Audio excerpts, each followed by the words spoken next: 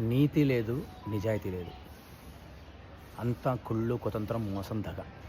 అందుగురించే మన పూర్వీకులు చెప్పారేమో, కలియుగంలో ధర్మం ఏకపాదం మీద నడుస్తుందని. కొన్ని వందల సంవత్సరాల క్రితమే వాళ్ళు గ్రహించేశారు. నీతి లేదు, నిజాయితీ లేదు. అంత కుళ్ళు, కుతంత్రం, మోసం, దగ.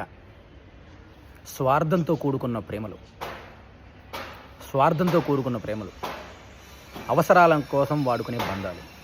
నీతి లేదు, నిజాయితీ లేదు.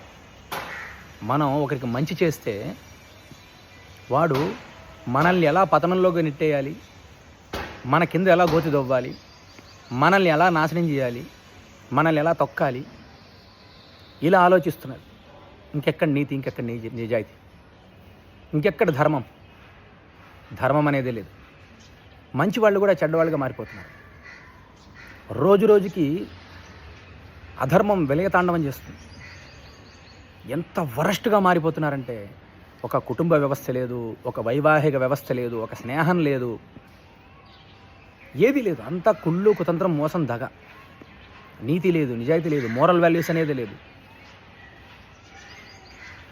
ఇవన్నీ ఇప్పుడు పక్కన వాడిని ఎలా తొక్కాలి, పక్కన వాడిని ఎలా మోసం చేయాలి, పక్కన వాడిని ఎలా పతనంలోకి నెట్టేయాలి, ఎలా నాశనం చేయాలి, ఇలానే ప్రతి ఒక్కరి ఆలోచన ఇలానే మారిపోయింది.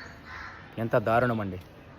ఆలోచించండి, రియలైజ్ అవ్వండి. ఇలా ఆలోచించేవాళ్ళు ఇప్పటికైనా రియలైజ్ అవ్వండి. మీ ఆలోచన విధానాన్ని బట్టే భగవంతుడు మీ విస్తరలో పదార్థాలు వడ్డిస్తాడు. జీవితమైన విస్తరలో ఈరోజు మీకు రావచ్చు గాక, మీకు లాభం కలగచ్చు గాక, బట్ రేపనే రోజు పాపం పండిన నాడు ఏమవుతుంది? భగవంతుడు పాతాళంలోకి తొక్కుతాడు. గుర్తుంచుకోండి. ధర్మబద్ధంగా ఉంటే ఆ ధర్మమే నిన్ను కాపాడుతుంది. గుర్తుంచుకో. నువ్వు కుళ్ళు, కుతంత్రం, మోసం, దగ, అధర్మబద్ధంగా ఎలా అయితే వ్యవహరించుకుంటావో ఆ కర్మ ఫలితాన్ని నీతో పాటు నీ తరతరాలు అనుభవించాలి. నీతో పాటు నీ ఆస్తులు మాత్రం షేర్ చేసుకోరు నీ కొడుకులు, మనవాళ్ళు.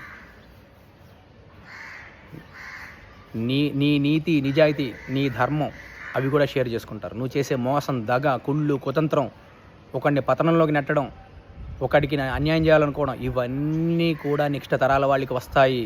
అదే కర్మ ఫలితం. గుర్తుంచుకోండి. ఇప్పటికైనా రియలైజ్ అవ్వండి, మారండి, ధర్మబద్ధంగా ఉండండి.